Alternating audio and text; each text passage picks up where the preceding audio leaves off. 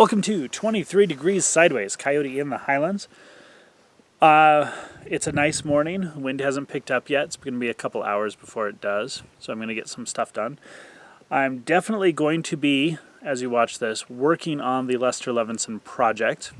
It's a little bit of a distraction because it's not my core me stuff, but I think it's a very important message and it works very well, and it's some very good content to put out there. His writings, for the most part, are in the public domain, so I can go ahead and read and do commentary, kind of an online book club style thing. I can do read and comment on it on YouTube, and it won't be a problem. It'll provide you with, a little bit of a better way to handle it. Or get the input anyway, rather than, tracking down and reading a boring book. You can listen to it. I don't know. Different ways work for different people, and that is, after all, the point.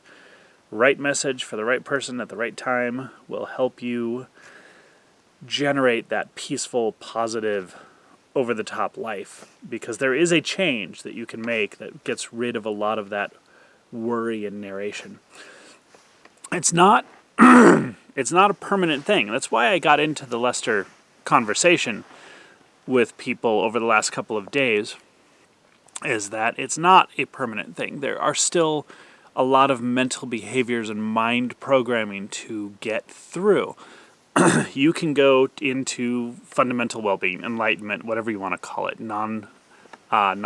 persistent non-symbolic consciousness, whatever, that awareness, that peace.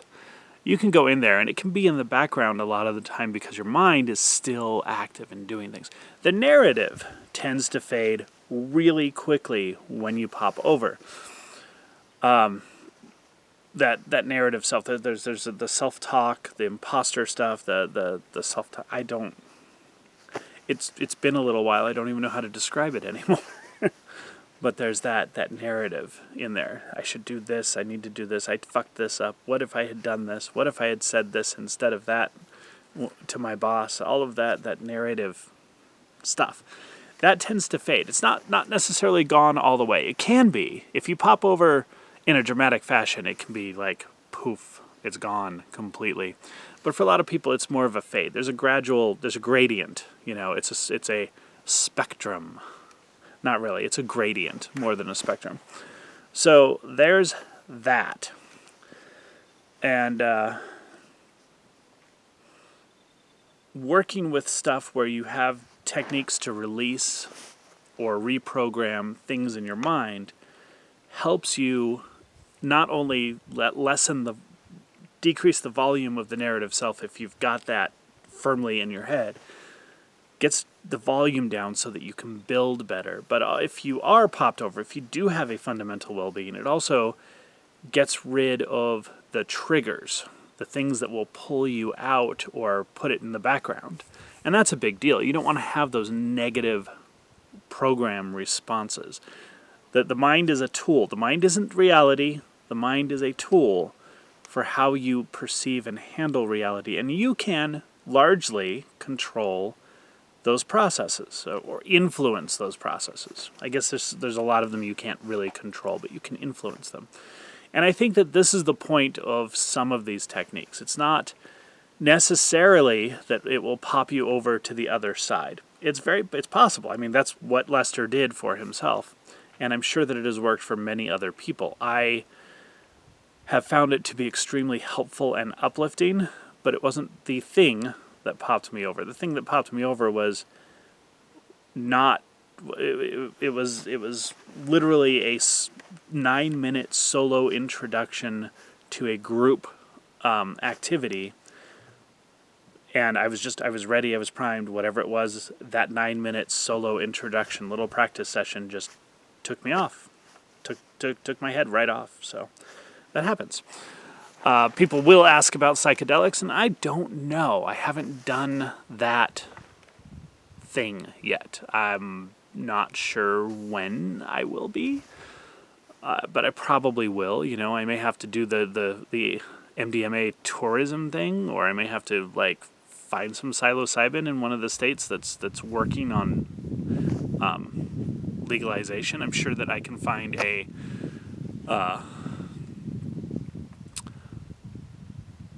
Jungian psychologist who's willing to just walk through me with the experiment or something if I go to one of those states. Whatever. I haven't done that. It's not a big deal. It's not necessary. A lot of people look for these external answers, and I think it might be a fun experience, but the answers are never actually external. You don't need that external stuff. That's probably the biggest lesson for me, is to just keep pulling it in and not worrying about the outside stuff. Because everyone wants to sell you a supplement or a trick or a shortcut or something. And the best shortcut is just to try practices until one works. A regimented, not regimented, but a high action system like the 45 Days to Awakening course is a good way to do that. I don't know of any other course that actually experiments with the different techniques in a course format than that one. You can do something like transcendental meditation, which is great and all, but they have a really long process. Like, it's supposed to take you can't do it instantly. It's supposed to take you decades and years and lifetimes and different levels and temples and stuff, and that's not actually necessary. It can happen in 5 minutes, it can happen in 5 weeks. So if that's your goal, if your goal is to actually get out fundamental well-being, figure out what this enlightenment thing is about, that if you want a course, that's what I would suggest, is the 45 Days to Awakening course. It's really easy if you find open people to have some coaching, and that might do it for you too. I have coached people. I'm open for coaching, and there's been some really positive results. I don't know if anyone has popped over into fundamental well-being. There are group sessions that will practically force you into it in spite of yourself, in spite of your resistance. So there's that option. But if you're looking for some measure of increased peace, release on grudges, stuff that's pulling you down, that's making you feel bad, that's all internal, and that's pretty easy to work with. Whether or not you go for the big enlightenment goal at the end, that's up to you.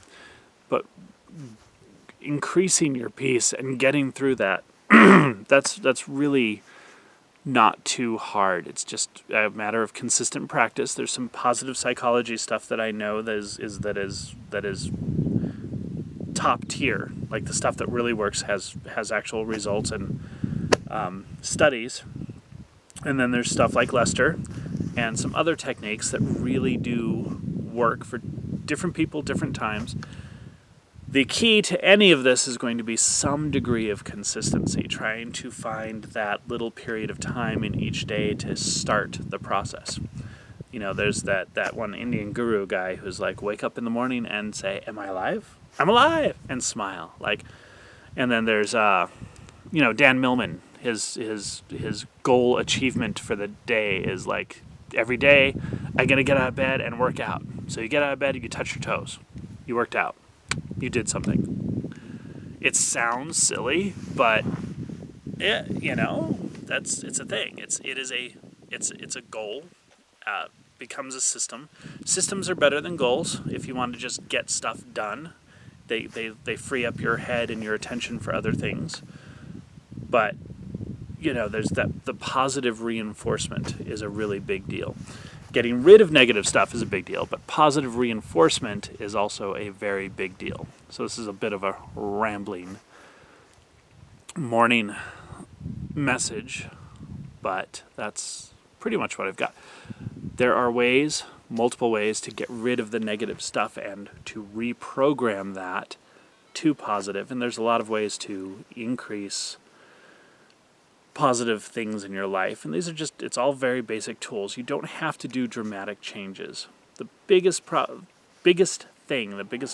task is just consistency. Small things, big consistency, big wins. So stay sideways, and I'll talk to you soon.